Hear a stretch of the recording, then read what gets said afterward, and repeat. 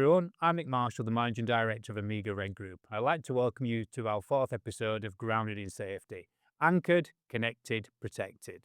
A platform built to inform, educate and inspire those working in power earthing, lightning protection and height safety services, from design, installation, asset management, through to repairs and everything else in between.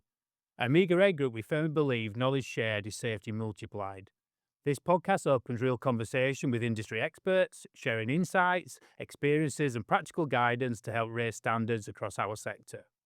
Whether you're on site, in the office, or simply curious, there's something here for you. Our mission is simple. It's about raising the bar by connecting people, elevating expertise, and championing safety in everything that we do. Falls from height remain the leading cause of workplace fatalities in the UK. Today, we're discussing what that is and what the industry can do differently. Today's conversation isn't about regulations or equipment, it's about people, culture, and prevention. At that point in time, I'd like to introduce our guest, Kelly Nicoll. Hi, Hi, Kelly. How are you? I'm good, thanks. Good. Thank you very much for taking the time to come on to Grounded in Safety. Thanks for having me. One of the things that we like to do as part of the podcast is just to give a little bit of an introduction of our guest, just so you can give a little bit of background about your career in safety and how you kind of got working for the foundation. Sure. My name is Kelly Nicoll. Some of you may recognise the voice, at least, as IOSH president from 2025, which feels like a million miles away already. And one of my focus areas was preventing falls from height, which then led me to being a very recently appointed trustee for the No Falls Foundation. I've been in health and safety for about 17 years now. Literally tripped and fell, Yeah. pun fully intended, and found a career that is incredibly rewarding. Is all about people well, yeah. I think we talked about it the other day, didn't we, when we were prepping for this? Yeah. Talking about actually one of the greatest honours I've found is that it's our job to make sure that people get to go home to their families every day. Yeah. And that has been absolutely the driver behind everything that I do in my profession. I've worked across lots of different industries. So, broadcasting, media, um, I'm in leisure and culture now. I've been in energy from waste. I worked for the NHS for a little while, facilities, lots and lots of different areas, and as wide and varied as I possibly could be, to keep it interesting for Okay. myself. And across those sectors, I'm guessing you'll see a multitude of areas from a work and a height perspective and the problems that people have faced when Oh, you've come to manage it. massively, Yeah. absolutely. Rail rail network, we do an awful lot of working at height there. The NHS, weirdly, one of the kind of top 3 worst, falls from height incidents that I've ever seen.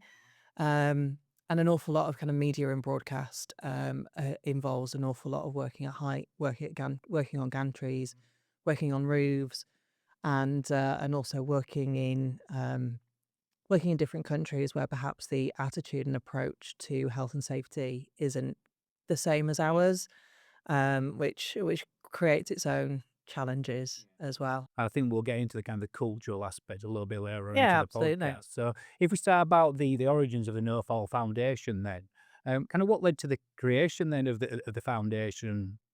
I think you summarised it earlier, actually. Fundamentally, the foundation was created because falls from height remains and has consistently remained the number one reason why people don't go home Mhm. at the end of a day of work. And it's not just those people that don't come home, it's the people who have completely life changing, life altering, and life limiting injuries.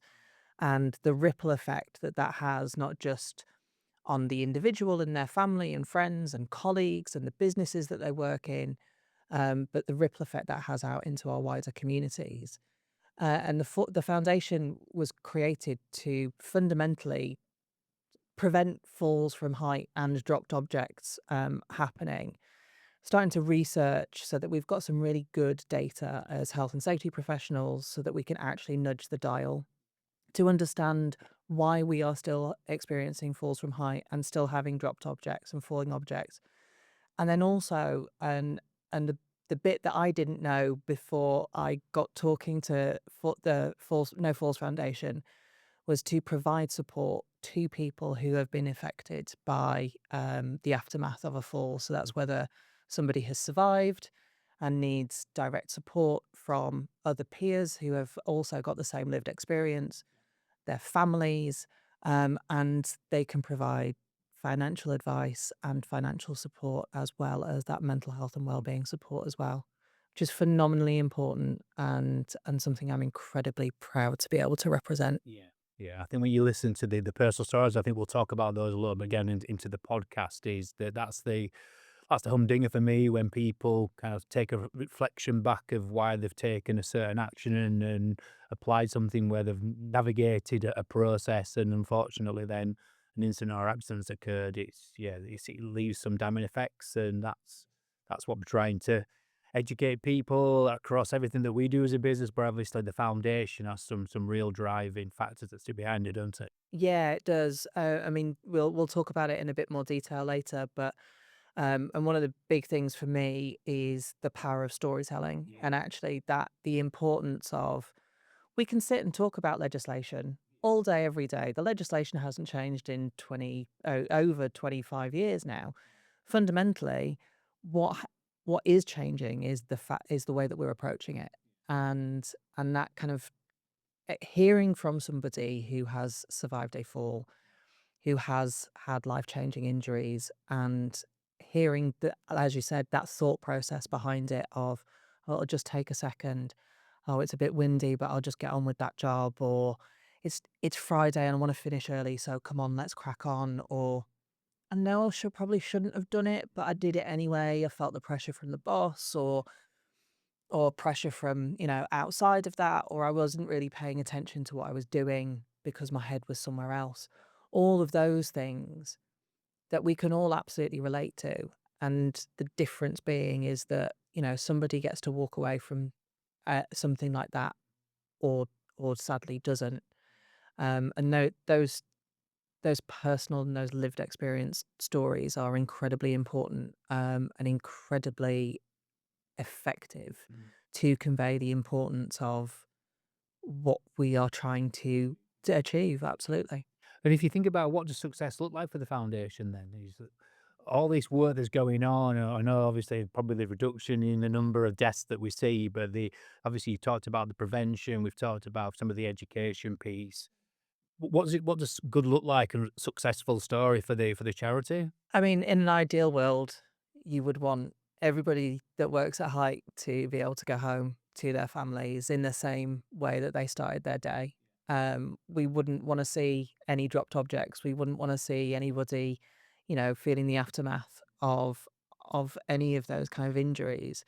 Um, a steady reduction would be really important. And the research that we're currently doing and partnering with universities to look at is actually much more around the behavioral Yeah. side of it. So that then leads into really good pieces of information and guidance for health and safety professionals so that we can absolutely be focusing on the bits that need to be focused on.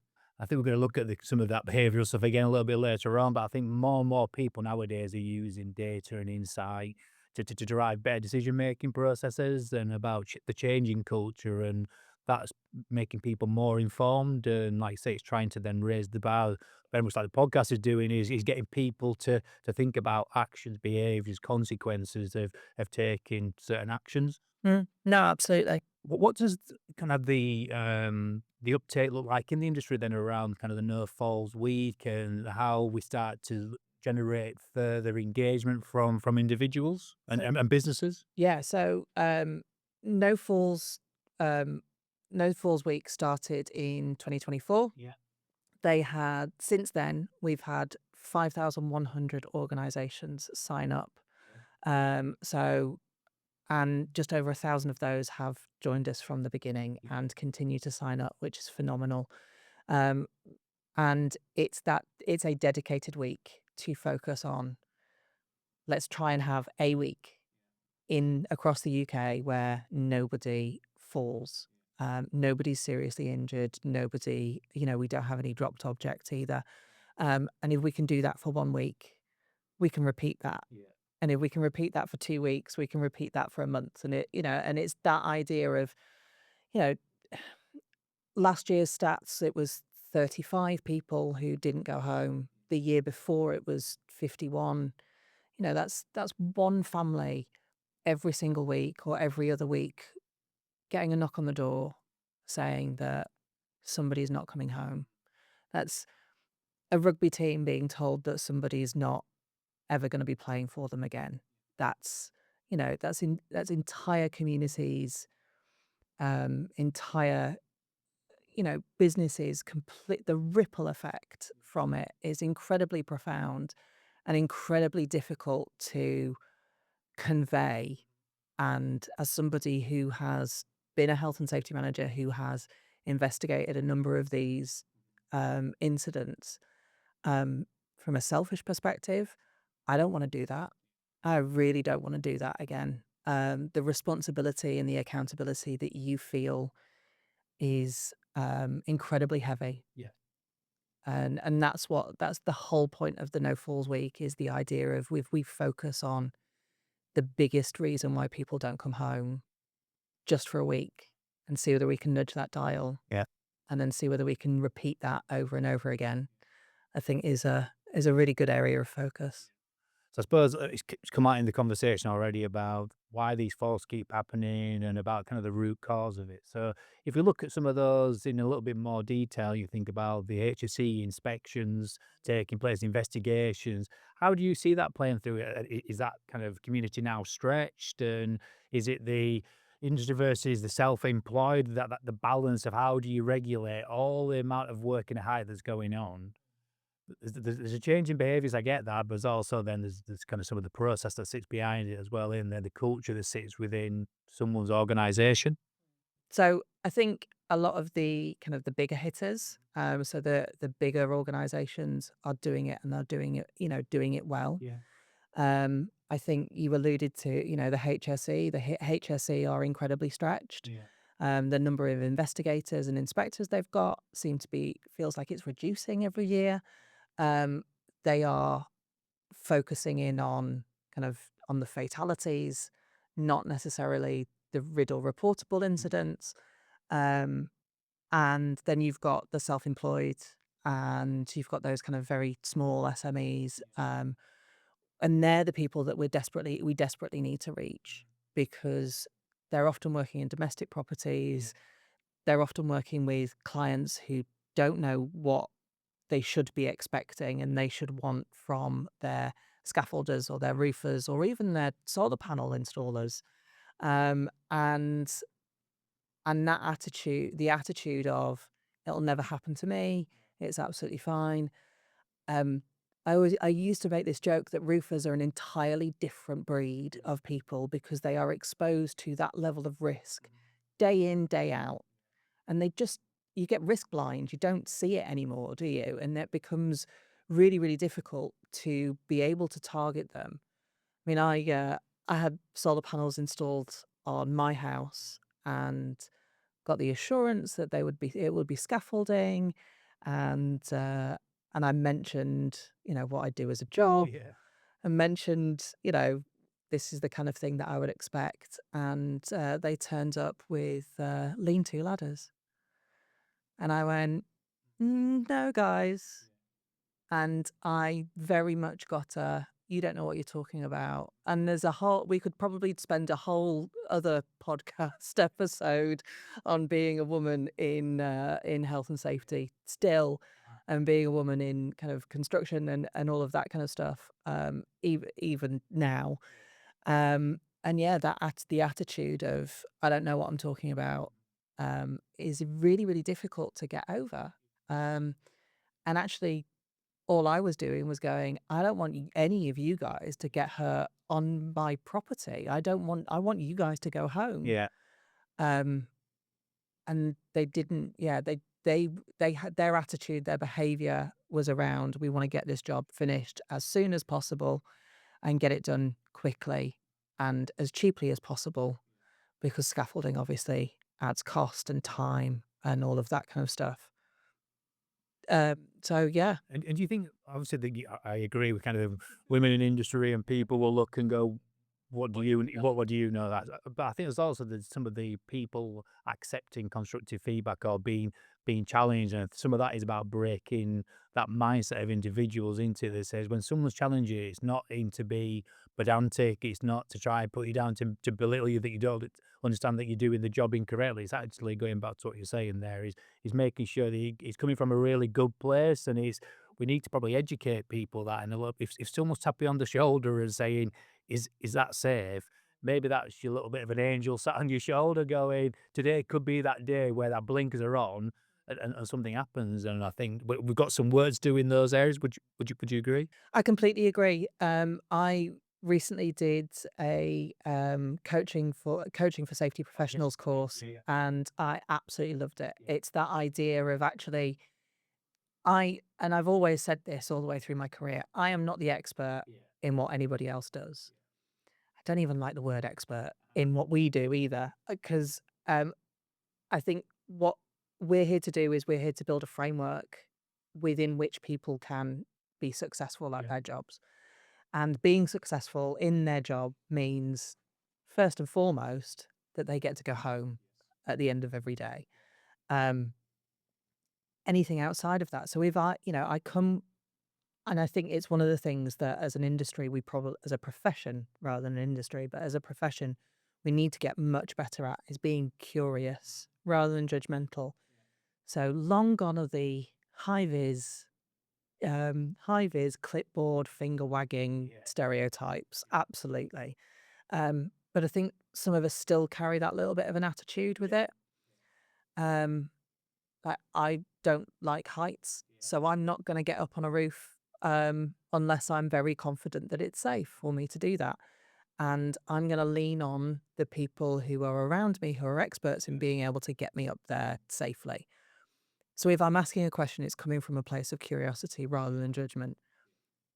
A guy who rocks up at my door to install my solar panels doesn't know that that's how I work. So when I ask a curious question, sometimes I've got to be really careful about how I approach that Yes. in order to be able to achieve the result that Yeah. we actually want. Yeah. With those guys, it very much ended up being, do you know what? I've told you what my expectations were.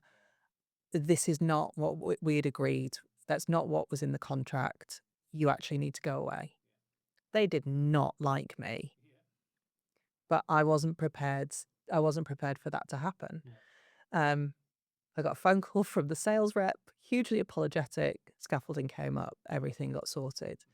Um, but an awful lot of people won't do that. An awful lot of people go, "Oh, I thought you were using scaffolding." "Oh, no, it's all right, love. We're just cracking on. We've got another one to do this afternoon." "Okay, not a problem." Um, and I think it's that idea of, it's not health and safety gone mad. It's it's that idea that actually we're all responsible for looking out and looking after each other. And I think if we instilled that culture within our larger organizations, within our SMEs, within our solo one man band, I mean, if you're a one man band, like everything is entirely on you. It is entirely your responsibility to make sure you do everything in your power to get home. And that's really important. Um, and we're not just talking about, solar panels or window installers. We're talking about people who work in agriculture and construction. And we know that there are an awful lot of wider issues, peripatetic working, huge amounts of financial pressures, very long hours, long driving hours, all of that kind of stuff that all contribute to the fact that somebody may make a mistake Yeah. when they're working at height and be the reason that they don't come home. Yeah. I think you mentioned there about the course that you've been on from a coaching perspective. I'm guessing that you went through the grow model about what's the goal, the reality, opportunity, what you want to do next. But I think it does come down to communication in the going back to referencing about how health and safety has probably been seen in the past with a clipboard and no, you can't do that. You have to come down. And it's about how do you change that perception. But first of all, it's about how do you communicate with somebody. And it's a human connection. You need to make sure that we do that in a less challenging way, but constructively, that actually it's coming from a place of good. And it's about are you thinking about the ramifications of that critical risk that we're trying to manage and make sure that you go home safely. And I think we struggle sometimes to probably communicate that message, and people put the shackles up there, then they go into defense mode because it feels like now you're having to go at my core values that you're saying that I'm working unsafe, and it's how we break that down. Yeah. And I think coming not just from a place of good, but from a place of care Yes. becomes really important, and asking those kind of curious questions of like, well, you know, actually have you got the right equipment? Yeah. Are you taking that little bit of time to sit and think about the potential of, and it's not saying that all this health and safety people turn around and go, oh, it's all doom and gloom all of the time, because it's not. It's actually, when it comes to working at height, it's basically playing Russian roulette. Yeah. Gravity is a hazard that we cannot get rid of, we cannot manage out. If you are working at height, we're playing Russian roulette. And all we're doing is we're trying to give you as many chambers as possible rather than more bullets. Yeah. Because ultimately, the outcome is if there is a fall, that is always, if you're going back to your good old 5 by 5 risk matrix, Yeah. the severity is always going to be a 5. Your likelihood may change, but that severity is always going to stay a 5, because it has to, because you can have everything in place.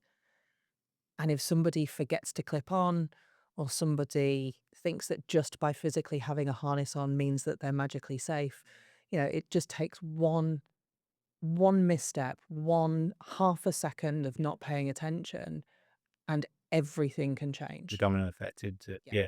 I think we were talking before we came onto the podcast about the health and safety manager I'd work with, and he kind of coined the phrase "danger never sleeps." Yeah. And it goes back to the sometimes I've got the blinkers on. I've done that job 24/7, but today that danger is not sleep, and it could be where you make that mistake. And that's some of that educational piece to people that say, don't. We all become very comfortable with our surroundings, don't we? And then you're into autopilot, but autopilot drives sometimes Oh, the wrong yeah. outcome. I You've just reminded me. I was at a stadium in Germany, and we were installing a camera system.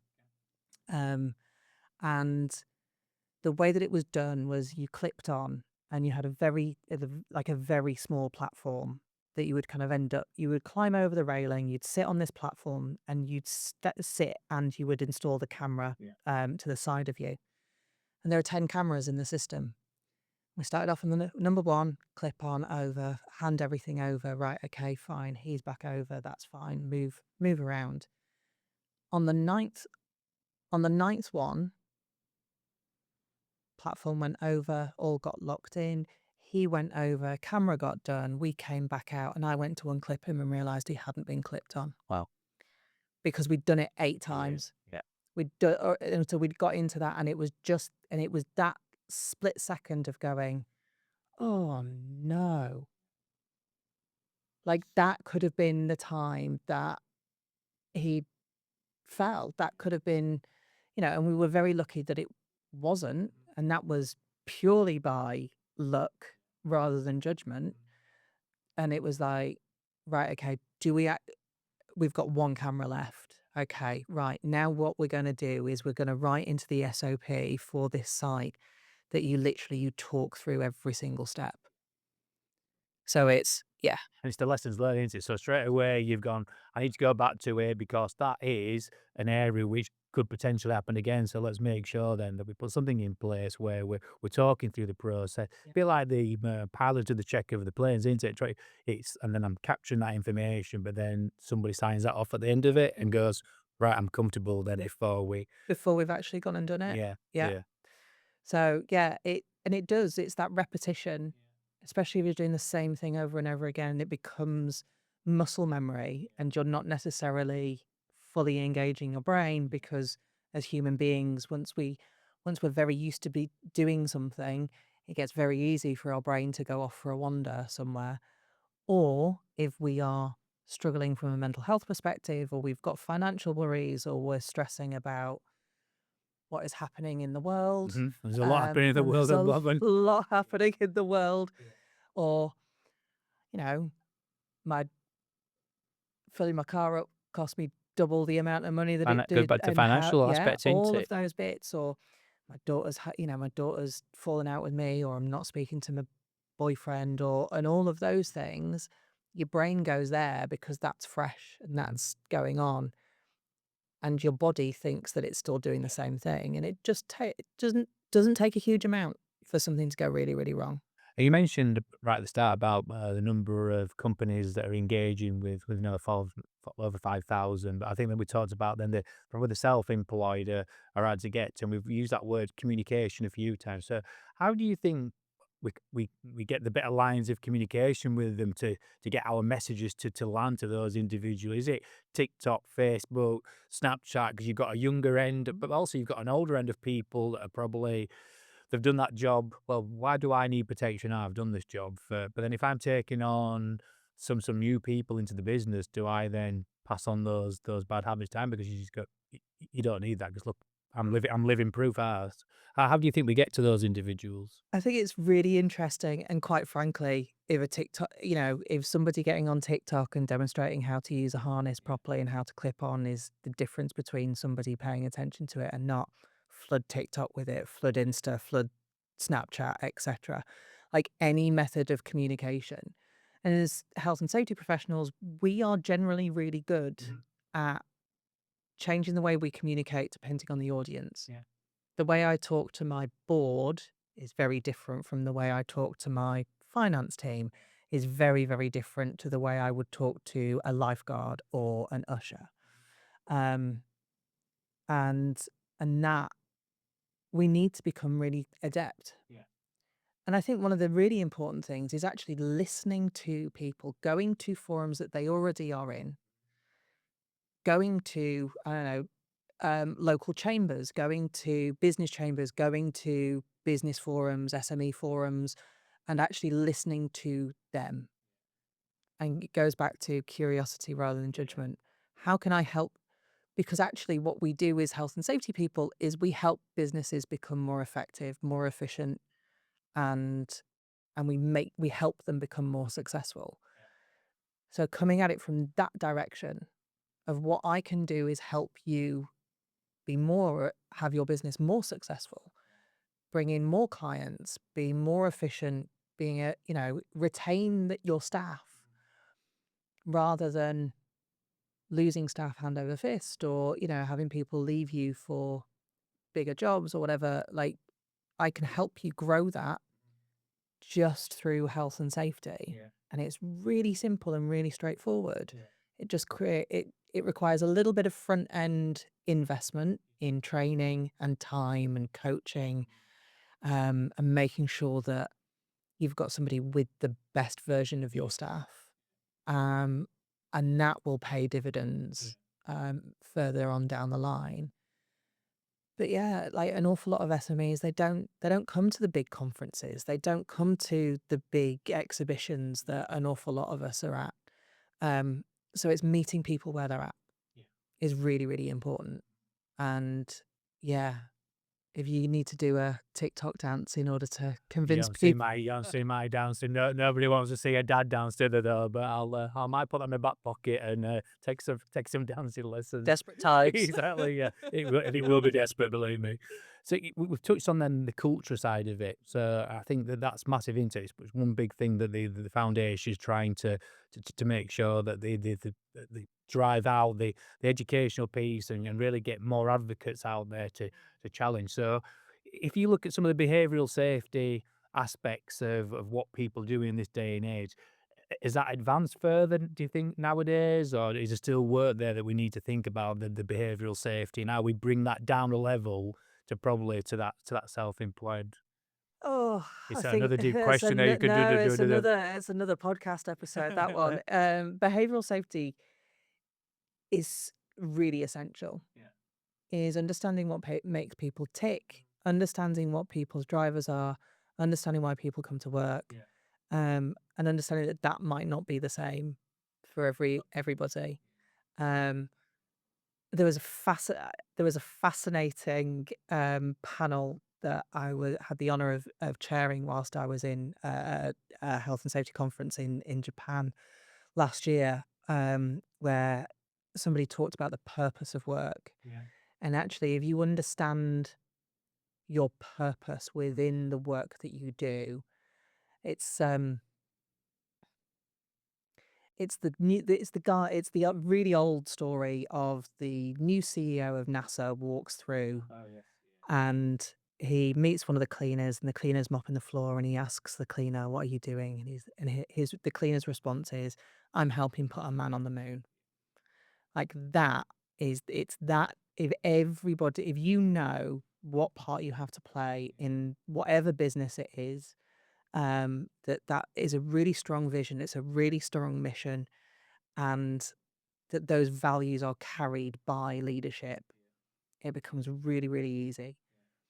But we've been talking about behavioral safety for a really long time. That's started to dip into the importance of mental health and well-being, and we've still got so, so far to go Yeah.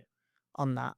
Um, you know, particularly in male-heavy industries, particularly, with this rise of toxic masculinity and the manosphere and all of that kind of stuff. Like we're still having the same conversations. It's about working on those people's beliefs, isn't it? So, like, you've got the beliefs which drives your value set, your value set drive your attitude, and your attitude drive your own behaviour, don't they? So it's about how do we start to unpack some of those areas to say, but where's that belief come from? If I've been working with someone for a period of time that's been working as a scaffolder and have always done that, well, guess what? I'm gonna have the same belief as that individual, because I come in and go, well, Dave's all right. He's been doing that job for 30 years. Nothing's happened to him. So why would I want to be putting a harness on now? And we need to break that down so those individuals go, but do I share those same beliefs? And that's why we need more advocates. Oh, of course we do. And the more it's the same thing over and over again. The more we talk about something, the more we shed a light on something, Yeah. the better it becomes. It's painful. Asking people to change their behaviors is really, really difficult. We had that difficulty, if you're a health and safety geek and a safety nerd like I am, we had a huge behavioral shift when the car safety belt was Yes. introduced and the pressure that what what the campaign started to do was that positive peer pressure. Yeah. And they actually targeted children Yeah. initially of going, "You tell mum and dads that you're not letting them you can't drive the car until until your belt's on." And then that starts to shift and it just becomes it's normal now. Of course you put your seatbelt on when you get in the car. I'm just thinking about that now. You've now evoked a memory in my brain in regards to the advert and clunk click. Yeah. And it's just as you were saying, I'm like, yeah, Yeah. couldn't click. But God, how long ago was that advert? But it just shows that through the messaging, through working on kind of the emotional side of it to get people to really think, there's things that have resonated and stopped within the mind. And that's probably a back. And as soon as you said that, I was like, couldn't click. Click, click. Yeah, Yeah. yeah. And I think that's the thing with, with advocates, particularly those who have Yeah. survived falls. One of the most famous is obviously Jason Anker, and he speaks incredibly eloquently and incredibly. It's an incredibly heartbreaking Yeah. story. And it's not we don't just have Jason, we have a number of others. And I remember listening to one of one of the stories, and I'm so glad it was on. It was so glad I'm so glad it was on a non-recorded webinar because I think for the first time in a very, very long time, I had to turn my camera off because did it get me? And actually, it wasn't just the story of what had happened. It was the fact that you could see it coming.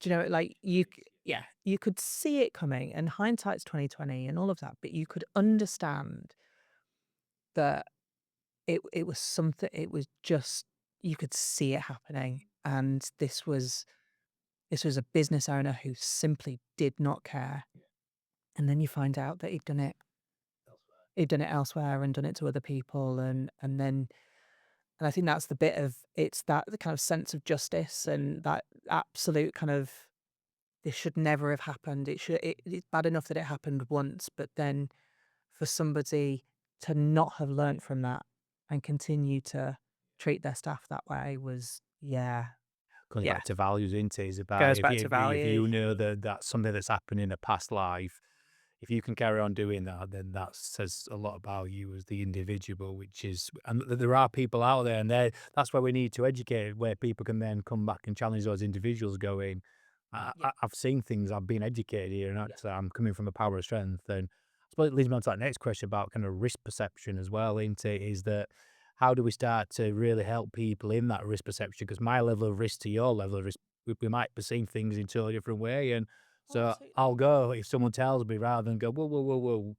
Let's get some of those alarm bells going first of all. So, what have you seen within your career around kind of risk perception of the work that's being done? I think it's really interesting because I think we've alluded to it a couple of times. You've got people who've been doing the job for 30, 40 years and everything. Nothing's ever happened to me and everything's fine. And, you stop with all of this noisy health and safety stuff.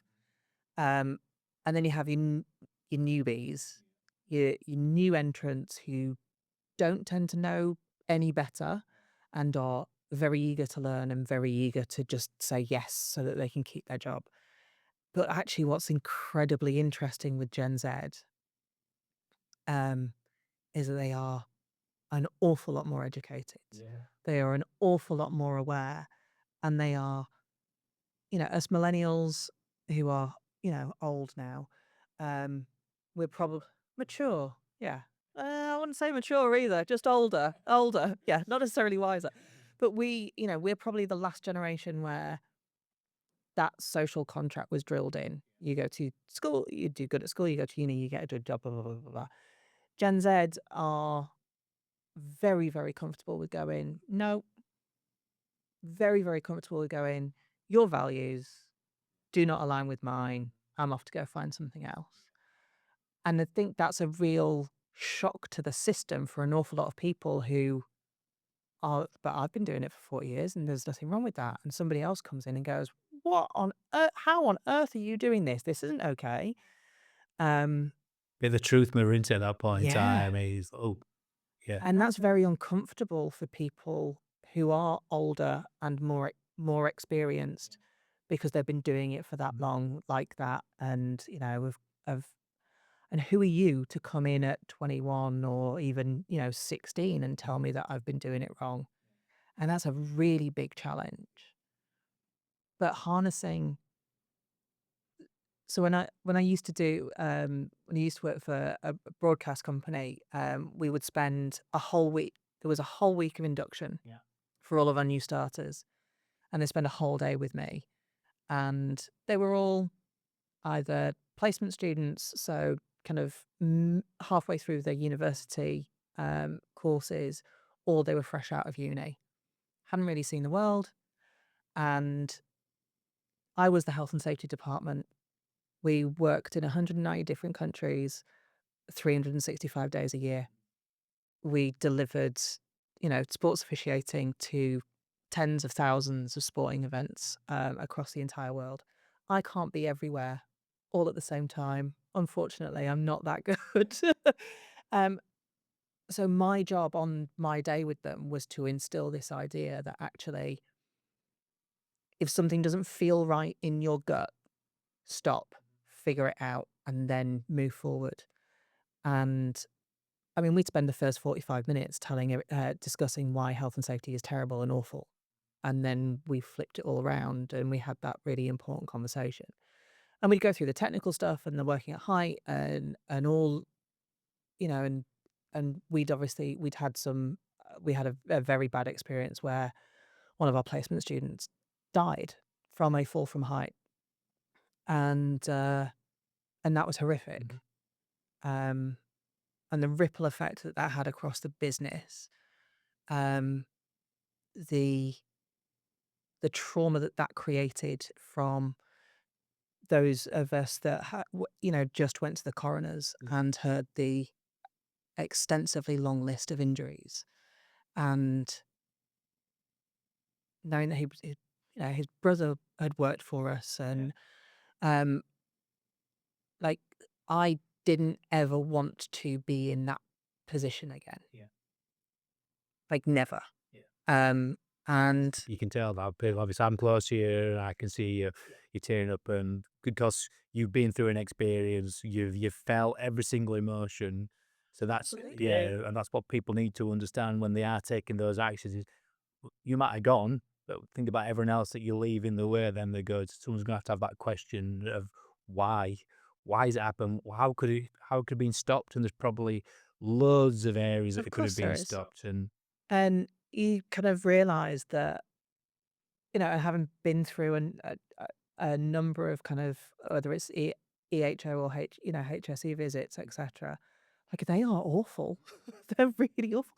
Even if you're like, yeah, here's all my paper, here's all my evidence, here's absolutely everything, here's my risk assessment. If every single I is dotted and T is crossed, they are still really awful experiences to go through. And if you care about the people you work with, you do, whether it's right or wrong, you feel responsible. yeah. You feel accountable for it. Um, and it but we used that story within that business not to scare people who are joining us, but actually to say this is actually the reality. This is the reality of what, yes, it's all shiny and exciting and brilliant, and you get to travel the world and see amazing things, but there is also a risk that you could not come home. Don't get distracted from the risk. Is that you Yeah, think about the country and where you're going and that's living a great. lifestyle rather than actually Yeah. I'm When it comes to that bit, if you cannot put everything else in a box and just focus on that, I would rather you not do it. yeah. And it goes back to your example about not clipping on and Yeah. the ninth camera. Yeah. Something there you've been having great working practice for the first day, and that one time that could Yeah. have been the time when danger, not sleeping, and Yeah. but thank Something had God, happened. Yeah, yeah, absolutely. that individual was safe at that point in time. But you do probably sit there and go, oh my God, with yeah, because that takes you back to then memories Of of course. past. Yeah, I mean, we used to call them moments. yeah, yeah, yep. Yeah, or as I used to say to the guys is, the moments that you're not gonna tell your mum about. Yeah. Do you know, those things of like, "We're not gonna tell mum, we got away with it, it's fine." I was like, "Those are the bits that I wanna know about." Exactly, and that stuff comes back to the culture, isn't it? About really again, listen, yeah, something's happened, but we need to understand where those points of failure have happened because we need to change that and we need to speak. It's not about kind of chastising you. It's about saying that's great, but this is about making sure we can have an adult conversation that goes, we can learn from it. And I think sometimes people feel, oh, this is disciplinary, this is me out of a job. But how many times is that happening? And we've got to say, let's have an adult conversation because it goes back to what you say right at the start. I want you to go home safely. And what can we learn and draw a line under it? But we know tomorrow we are working far more safe than we were yesterday, Yeah. and that's such a compelling reason to change into it. Absolutely. And I think that's the thing is those stories really fuel it. Yeah, They really, really do. They um Jason's story sticks with me. All of those stories, because as human beings we are storytellers. yeah, And I remember reading something, or I think we were talking about it earlier. We don't remember the stories that were all nice and happy. You look at Grimm's fairy tales, none of them are particularly joyful. Um, as human beings, we are designed to survive. And that means telling each other the stories of when something's gone wrong. Nobody remembers the time that we all went out with Grandad and had a nice picnic and he ate some berries and everything was fine. You remember the story when Grandad went and we all went and had a picnic and Grandad ate some white berries and was very, very poorly. And that's why we don't eat white berries anymore. Do you know? Like it's those, that's how we survive. And this idea of, you know, we've been trying this with the working at height regs for 20 plus years, haven't we? And yeah, it's sitting and going, well, Regulation 4 says blah, blah, blah, blah, and this says that, and like the definition of insanity is doing the same thing over and over again. So yeah, so let's do something different. Let's actually use those things that as human beings stick with us and resonate with us, and use it to harness what we need people to do. I think the next part of that is about the storytelling. But one thing you mentioned just earlier on, I just want to go back to was the work that you've been doing with the universities around some of the research 'cause the insight driven and about how that operates. And it would just be good just to try and understand in a little bit more detail, if we could, just about what does that actually look like? 'Cause I think when I started to hear the work that you were undertaking, I thought, wow, that's just we need to elevate that message that talks about how you are educating, preventing, and making people take a step back because we want more people to sign up to No Falls Week. We want more people involved with the foundation because, like I said, more advocates means more people passing that message and making sure that we're all working as safe as possible. But more importantly, people are going home safe as loved ones out there. So, can you just give a bit of insight into some of the research that's being undertaken? I absolutely can, and I have had to refer to my No, notes really, because it's that's one fine. it's They one said, of those that I've just had to go research. Yes. So we are currently conducting a research study around behavioural insights to preventing falls. Um, and the idea is that we want to map the context in which, so that the interventions that we're having are the most, give us the most impact. Um, Reviewing existing data, analysing the key guidance and documentation that's out already, and also engaging with industry stakeholders, which is where your listeners can and viewers can absolutely come in and help out. Individuals who have survived falls, in order to be able to contribute to really great, important guidance around working at height. Um, we want to be able to identify the behaviors that lead to fall related deaths yeah. and injuries across all of the industry sectors. And the idea is that that will then lead to priority sectors and behaviors where we can have those interventions, um, and also looking at kind of the readiness for change as well, Yeah. which I think is one of the conversations that we've been having quite a bit today as It well. is, yeah. I just think that's so much insight there that you can take and you can then put into some real actions, activities, measure it. But like I say, it's not coming from. I think we should be doing this. It's actually with using some grounded information from people, like I said, that have lived and breathed it as well, and have come back and tell you how they've kind of circumnavigated whatever they did to have their incident or accident. And like I say, there's other things then about some of the data, what's that telling us? So I think that's going to have such a massive impact. And how will that resonate out then? Will that be through conferences and It'll through? be through conferences, through papers. Will change the advice and guidance that is on our website, Yeah. and will there's an awful lot of the advocates that are always more than willing to come out and speak, whether they're about their lived experience, and then also the other things that you can do to shift and nudge the dial to make sure people are coming home safe. Um, I think safety is a team sport, isn't it? Yeah. It's it's not, we should be learning from each other, and we should be able to turn around and go, "Yeah, do you know what? We this is what we experienced. Yeah. This is what we learned from that incident. This is what we've done differently, and we will share that with everybody because I don't want you to have to go through the same thing in order to learn the same lessons." Based on your vast experience, when you've seen safety culture working really well, what elements do you say? Obviously, so you mentioned there teamwork. There's a culture that's driven from the top. I'm guessing that everyone has a voice and be able to challenge and be listened to and heard. Or that about they're not inspections, the safety conversations, right? Because using the word inspection and people think clipboard, don't they? Rather than just what's happening through your lens. Tell me how we put you to work. Were the gaps in those areas? Do you feel like you can challenge? What are the elements that you see? Is it all I what think you it's mentioned there? all of those, and then trust. Massive, yeah. Trust is huge. If you don't trust your people to get on with their job, why are they doing the job? Um, trust that they know how. Trust that you can give them the tools to be able to do their job safely, Yeah.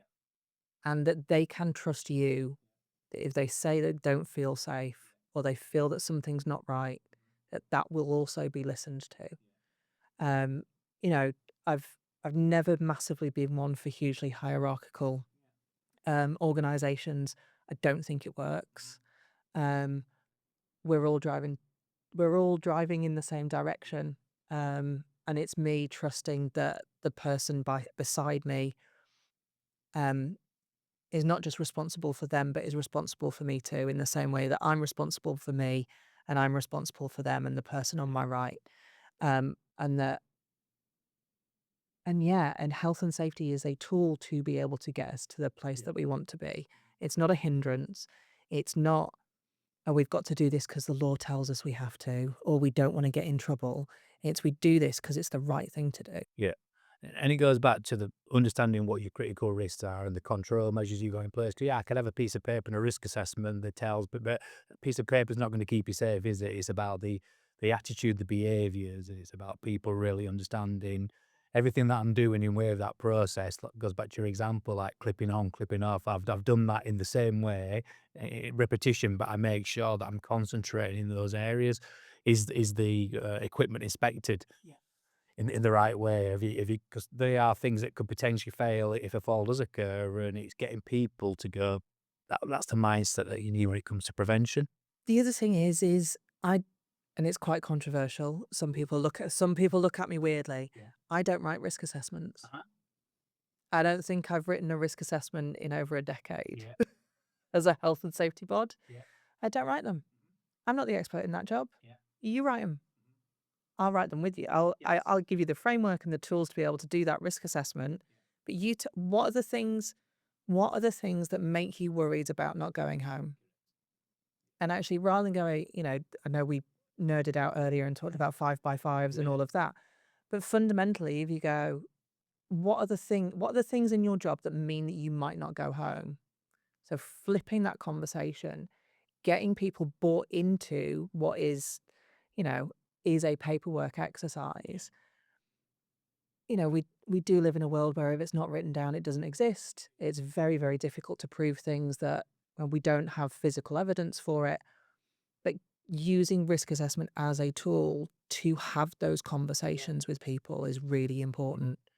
I really can't think about where you do involve people. 'Cause I've got something stuck in my mind about when the lampposts that are collapsible rather than working at high. That came from I think from a conversation that says, actually, if we want to eliminate the risk, why don't we Why don't we do that? do that? And but that just shows the power of involving people, and there's a prime example of prevention, isn't it? And that's really at that first level of the hierarchy of safety. Or even, you know, window cleaners. No, you're right. I don't want to go up and down ladders 15, 20, 300 times a day. I'd much rather do it from the floor. And, you've got those telescopic poles now. Like, eliminate stuff. Yeah. And especially when, we health and safety people are lots of things to lots of different people. Yeah. Talk to the experts in that job. It's amazing now as you actually go around and you see in some of the estates where you have got the people with the wash and reach, but you've still got the old school window cleaner, and you're like thinking to yourself, it just demonstrates what we've been talking about throughout the podcast, that that individual probably thinks that's cost, that's going to cost me time to set up. I can whistle through all these houses up and down a ladder, but every time I'm doing that, there's a level of risk of doing it where someone at the side of me that's got the wash and reach is just probably looking at me going, what are you doing? But that just shows some of the context in where we need to work on it, isn't it? So from a prevention point of view, when you think about kind of near misses and hazard reporting, it's getting people into that mindset as well, isn't it? From a culture point of view and looking out. And I think you mentioned before about you pulling people up, working on your property. There is it goes back to that communication element again, though, isn't it? They say, how comfortable do you feel? And sometimes as we're British, and I think sometimes we don't like treading on people's toes, do we? It's like, "Look, how do I put this across?" But getting people also when they're out doing the job is to give more insight. And do you believe in kind of the hazard spotting and making sure that people are really tuned in to that hazard perception? Absolutely. Do I believe in quotas for them? No. Um, do I think that, near misses, those kind of, "Oh, I'm not gonna tell my mum about that one," moments is the polite way of saying it. Um, those bits, those are like, near misses and hazard spotting are so essential because we can learn so much from them and nobody's been hurt. Like, they are gold for us as an industry and as a profession, and I think the more we have the more we get comfortable with talking about those moments where, "Oh, I had a slip there. Oh, that didn't go quite right," um, is really, really important. But then also, I'm gonna flip it and not just look at near misses and hazards, but those jobs that go really well, like we used to call them positive Yeah, investigations. I was gonna ask you that question about saying, looking at things, but then going that proactive investigation before things happen. Go, how do we improve the process that we've currently got? Because that's great, but let's celebrate that. But can we actually move the dial further? Yeah. Yeah. What did we do in this one? Well, actually, we had a team that all know each other and are all comfortable with each other. I'm really it didn't the apprentice knew that he could turn round to the supervisor and go, "Oh, your steelies aren't on, your harness isn't tightened." When you've got people that want to actively look out for each other rather than just themselves, um, that's where the magic happens, and that goes back to values and behaviors and how we instill that in people. Um, that it's about looking out for each other because sometimes we don't necessarily, we're not necessarily paying attention. It's that very British thing of we don't necessarily look after ourselves very well.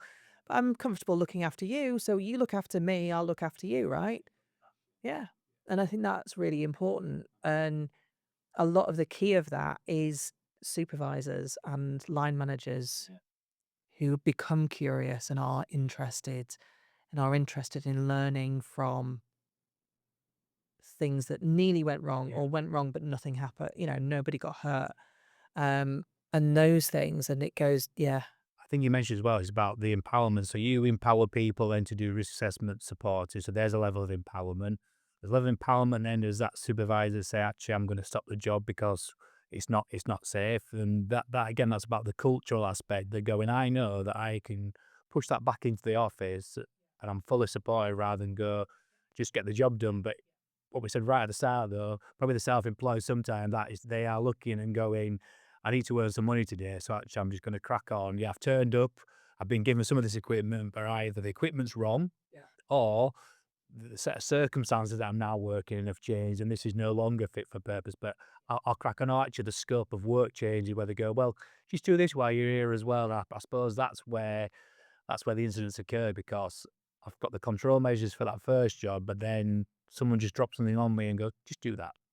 And that's something we need to watch out for. it is. But then it's also, you empower your people by giving them the tools to be able to dynamically risk assess as well. Yeah. How do you make those decisions on the fly? Because not everything is going to be perfect Yeah. all of the time. So how do you make decisions on the fly? Um how do you kind of veer off course whilst also knowing what and that's why I talk about frameworks rather than you will do this and you will not do this and really prescriptive kind of SOPs and stuff. They are you create frameworks because you trust the people that you work with to be able to make safe decisions for themselves. And then but then you're right, it goes back to that. But if I know that my daughter needs new ballet shoes or needs a new drum kit because, she's just done her grade 6, like, and all of if that pressure is on there or, "Oh, we put a deposit down on a holiday and all that second bill's coming up and it's been quiet this Get me week in front and of it, and then just suddenly gotta I get." do the action Yeah, activity, and that's the one that yeah, fortunately yeah. causes the incident. And it is such a difficult piece to figure out how we target those people. Not that sounded really like that, but do you know what I mean? Like those small and medium enterprises, those tiny enterprises, those solo traders, how you engage with them in a way that makes sense to them is such a key for so much of this. Yeah.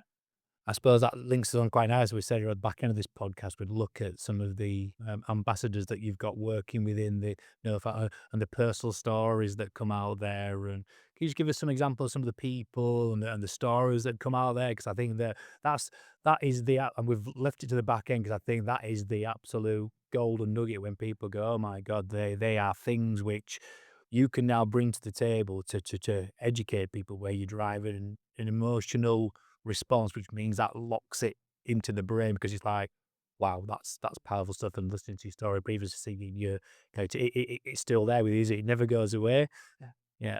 It really doesn't. So the easiest thing for me to say is if you're interested in having one of our ambassadors come and talk at one of your sites, please go and check out our website. Please come and contact us, and we'll get you in touch with one of them or a couple of them. There are loads. There are loads. There really are. I think Jason Anchors is probably the most. Um, I've seen Jason. yeah, very, very powerful conversation, and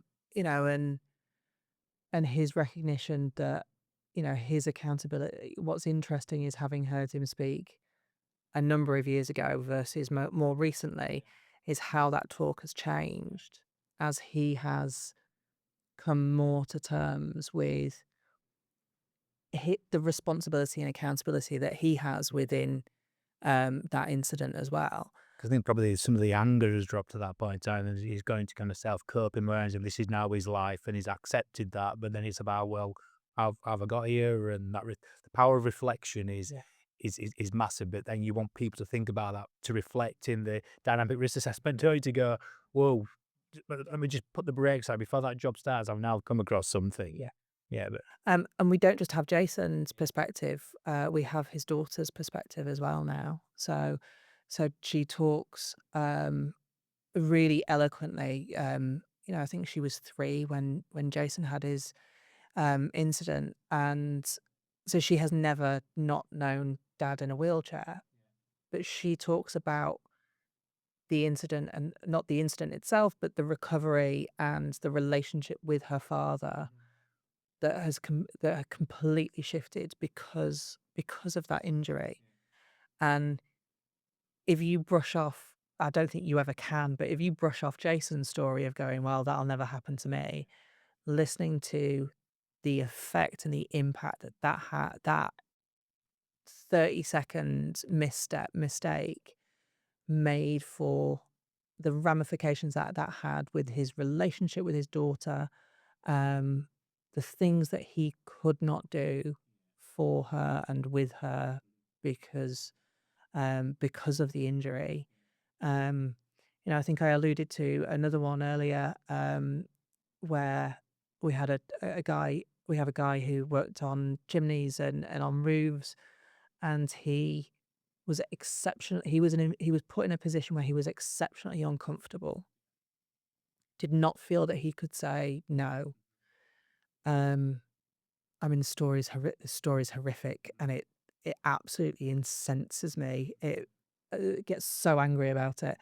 Um, his boss fabricated a document from the HSE to say that they were exempt from wearing harnesses, and he fell off a roof, onto a kind of a dividing wall between 2 properties in front of a bus stop where kids were waiting to, go to school.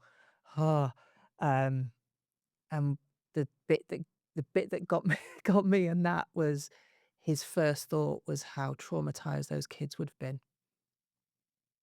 And, and he he shattered his pelvis, and in fact, there's a poster, of his legs with the shadow, with a shadow in front of him, and it's literally says, "Falls from height, cast a long shadow."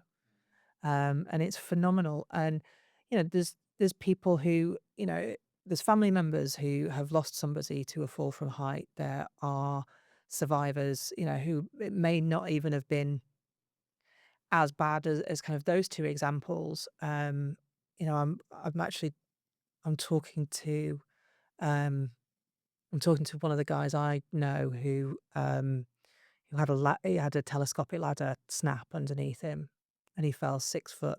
It was the day after Christmas, day after Boxing Day, um, and yeah, that was the third fall from height that I'd kind of had to deal with, and he broke his back in 6 places, and that must be coming up probably about 6, maybe 5, 6 years ago. It was definitely I don't know, COVID fumbled everybody's timelines up. Um, and it was definitely before COVID. And his memory of the incident is very different to my memory of the incident. And he does not remember me seeing him in hospital. And I there are bad days where I can still I still replay going through the hospital, walking through the hospital ward, and I asked for him and then went, "Oh, no, it's okay," because I could hear him screaming from the other side of the ward. Um, and he was very fortunate. He walked back into work kind of 6, 7 months later. Um, but I was also, we were in a position, and I was absolutely adamant that our decision around the ladders that we were recommend the ladders I was recommending had resulted in what should have been an EN131 rated ladder, which I spent a small fortune getting a postmortem essentially on the ladder. Turns out wasn't it wasn't. It was a knockoff that we'd bought from a reputable supplier, and it all unraveled quite horrifically. Um, but he still finds it very, very difficult to talk about it. Um, and yeah, it's the reason why it doesn't have to be a big fall. It was, that was not even probably barely 6 foot. They even say Um, some 2 meters, but into people that just TME, have yeah, velocity, and like people have died from 2 meters, and people forget about that. They think it's all the big working at height and things it's you like, not. and it's not. It can be tiny. Perception again, isn't it? Yeah, and you look at. I know we're talking about No Falls. You look at the work that ROSPA does, which is around kind of DIY and stuff like that. The amount of people who like seriously hurt or injure themselves through falls from height doing home repairs and stuff like that is mad. It's amazing how many people probably work safely during the week, but then get to the week and they do what exactly, but it goes back to then go, danger must be sleeping on a weekend, but it is people, you hear the stories and they'll turn around and go, "Oh, yeah, within work, I'll do all those things, but it's just suddenly I'll do that job, Yeah, now I'll lean over that. I'll overstretch on that ladder. Yeah, Yeah, and that's the kind of thing that we need to change. So just kind of drawing the podcast to a close, Don. I appreciate your honesty there, from an emotional side of point of view in the stories that you've shared there, and hopefully that resonates with our listeners and watchers. They'll hear that in your voice and see that in your body language when you've been talking about it, that you've witnessed a lot within your career, and what we're trying to do, and that the foundation is trying to do is do a real education piece. So, what can organisations do then to help support No Falls Week and getting behind it? Because this is now drumming up the drum beat for people to go. Do you know something? I'm listening to this podcast, I'm watching it, and it's now making me really think about where do our priorities lies, and are we doing everything possible? And that's all we ever want from these podcasts, is people to reflect and go, I'm taking, even if you take one element from one of these podcasts, then it's done its job. So yeah, just trying to think about how people can get involved. it's very simple. You go to nofallsfoundation.org and look for the No Falls Week information. There will be a huge amount of toolkits, resources from No Falls and from the Access Industry Forum to help organisations plan activities for No Falls Week. Sign up to join us. No Falls Week this year is the 18th to the 22nd of May. Important date. And yeah, follow us on LinkedIn. Invite one of our advocates to come and speak. Even if it's not that week, if it's a couple of weeks later. But yeah, if you have people working at height, yeah, let's talk. Yeah. Essentially. Lovely. And what would you say your golden nuggets are then, just about everything that we've discussed here when we talk about in summary? Because when we do these podcasts, I always like to get people just to go, what are the 3 things you want people to take away? Because obviously it is preventable, isn't it? And there's a mindset. So what would you say? Just look, just think about these things. Oh, that's a really good one. I think the priority is obviously come and sign up and become involved with the No Falls Foundation. The second one is absolutely that power of storytelling. Storytelling is something that we can use and harness in order to really make a positive change within our workforces.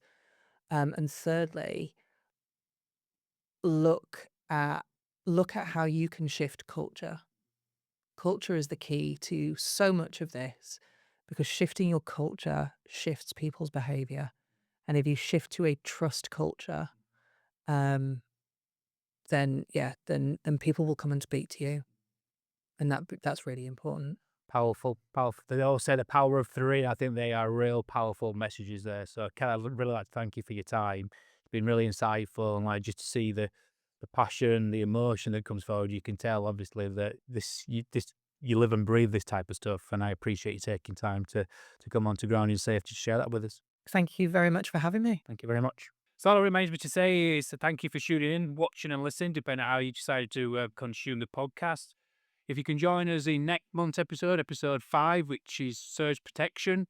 In there, we're going to start to really unbutton how surge devices are used, trying to overcome some of the issues that people face. And what we'll be doing is bringing in some of our vendors to have a really good debate around some of the nuances that we find within the sector and some of the misconceptions. So hopefully in episode 5, if you could join, that would be great. And we'll see you next month's episode. Thank you very much.